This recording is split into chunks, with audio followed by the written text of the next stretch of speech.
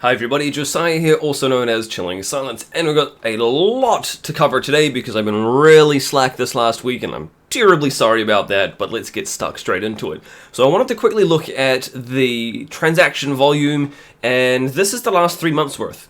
It's looking pretty solid. This is not every single block, but it gives you, I think it's like an average of the blocks over an hour, and then that's for each individual day. So you can see there's some decent transaction volume going on DigiByte. Now this is just one of the many DigiByte stats that you can get if you go to digistats.digibyteservers.io. I'll include a link to that in the description if you want to go and check it out. I love kind of just looking at this sort of thing, and even though it doesn't like inherently mean anything, I still think it's pretty and I still like it. So there we go. We're starting off with something nice today. Speaking of something nice though, this was kind of interesting. This was a tweet from, oh man, I haven't even liked it on Twitter. This was from Michelle. If you're not following Michelle already, I highly recommend you do. Go and give her a follow. Now, she mentions here, DigiByte was the 6th most talked about crypto on Twitter in May 2020. And I thought, okay, I mean, that's not bad. You know, number 6, I think in terms of overall market cap, we're somewhere around the low 30s. So clearly punching above our weight class in that aspect, which is cool. A lot's going on. But then I stopped and I had a bit of a look.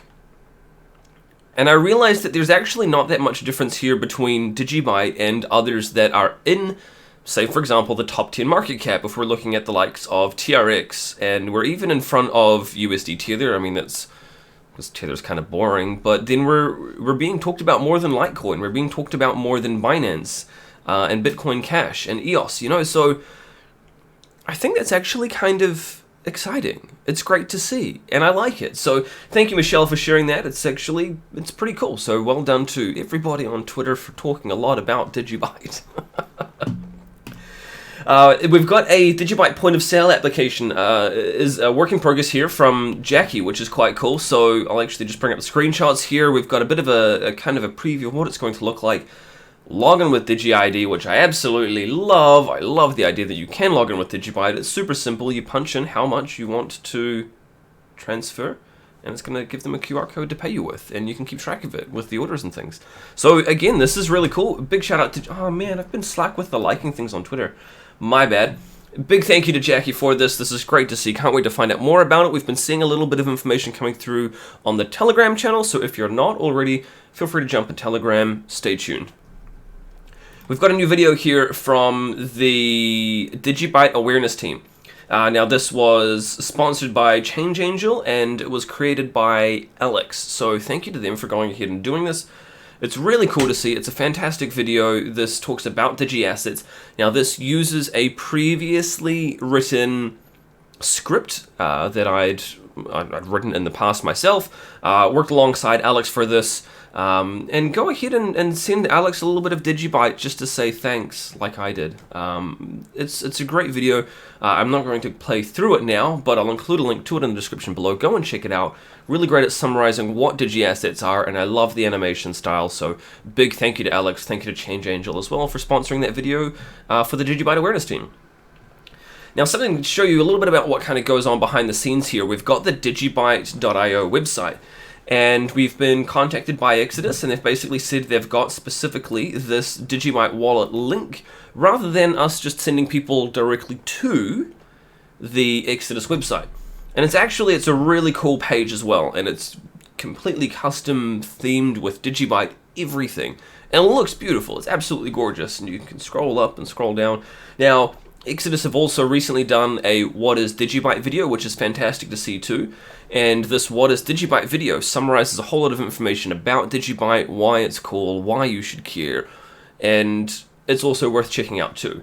But specifically, this, I wanted to thank Exodus for this particular page that they've done here, and it's great. It looks fantastic. Thank you to Exodus for reaching out to us and asking that we pop that on the website as the link. So Nigel went through and he's gone and updated it in a bunch of different translations here, which is cool because obviously having a multilingual website means it's got to be updated in a whole bunch of different places. But yeah, so thanks to Nigel as always for being on top of that. Really appreciate it, and it's great to see. Now, DigiByte and some of the more well-known members of the DigiByte community, such as Noah, have been talking about the Ren Protocol for a while. Now, this is really cool to see because, well, actually, I tell you what, let me quickly read something. This basically is going to help with interoperability and the decentralized finance space. So this is an example that I was given previously. And they basically said, let's say I have 1 million DigiByte. This isn't me because I don't have 1 million DigiByte, but whatever. Let's say we have 1 million DigiByte. They're just sitting over here. You use that 1 million DigiByte to mint 1 million Ren DGB. And you can take that Ren DGB and you can then put it in Maker. And with that, you could mint 250,000 DAI. Overall, you then control your original 1 million DigiByte, and you've got 250,000 of DAI. You can convert that DAI to ETH. You now control 1 million DigiByte and 250k of ETH, and you can use that as leverage to basically own a position and access additional equity. Now, this is all starting to get very confusing, and it's still something that I'm myself researching, but it looks really interesting because you are still controlling the real DigiByte on the DigiByte blockchain, and those real DigiByte can be accessed at any time by burning that 1 million Ren DGB. So this is quite interesting because it opens up a whole broader spectrum of decentralized finance applications, which were previously, I don't want to say unavailable to DigiByte, but this kind of thing is happening a lot more in the broader Ethereum ecosystem. And so through Ren, this would allow DigiByte to participate in those kinds of decentralized finance applications on a broader scale than we currently are. So this is quite exciting. Noah's been tweeting a bunch about Ren recently. Worth going and checking out some of his videos because he's talked a lot about it and seems to be a big fan about it, and it looks like something that would be really good for DigiByte to be involved with. You can go and check them out, renproject.io. They talk specifically about, as I mentioned, liquidity, but they've got quite a nice little website. So eventually we may see DigiByte included there. Now, the reason that I also want to specifically mention this is there is a blog post that has just come out.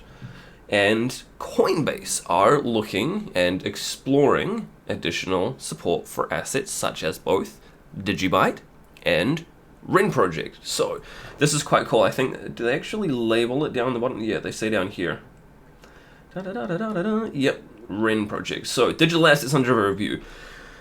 Today we're announcing that we are exploring the addition of a range of new assets. As part of the exploratory process, customers may see public-facing APIs and other signs that we are conducting engineering work to potentially. So here's the kicker. This is potentially. This is not a done deal.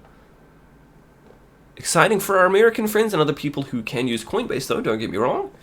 But it is still not a done deal yet. So with that out of the way, they say these new assets include a whole bunch, but most importantly, we're looking here at DigiByte, but they also mention Ren Project, which is quite cool.